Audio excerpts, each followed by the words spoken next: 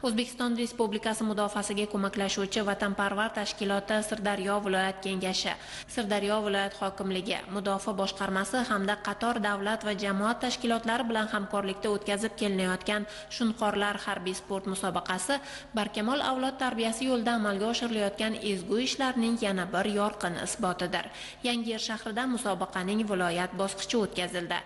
Yosh avlodda vatanparvarlik tuyg'ularini shakllantirish, ularni yurtga sadoqat ruhida tarbiyalash kabi maqsadlarga qaratilgan musobaqa o'z mohiyati yo'lida xizmat qildi. Nizomga ko'ra ishtirokchilar 7 bosqichli sinovlarda nimalarga qodir ekanliklarini namoyish etishdi. Jarayonlar mutaxassislar tomonidan sinchkovlik bilan kuzatib borildi. Ilk sinov safda yurish tayyorgarligi, saf qo'shig'i tanlovi bo'lib, unda jamoalarning o'zaro ahilligi va safda yurish borasidagi ko'nikmalari baholandi. Shundan so'ng jamoalar pnevmatik quroldan o'q otish, o'quv granatasini uzoqlikka uloqtirish va harbiylashtirilgan estafeta bo'yicha bellashdilar. Yoshlar avtomatni qismlarga ajratish va yig'ish hamda gaz niqobini kiyib, belgilangan masofaga yugurish shartlarini bajardi. Bu jarayon ishtirokchilarning merganligi hamda tezligini sinovdan o'tkazdi.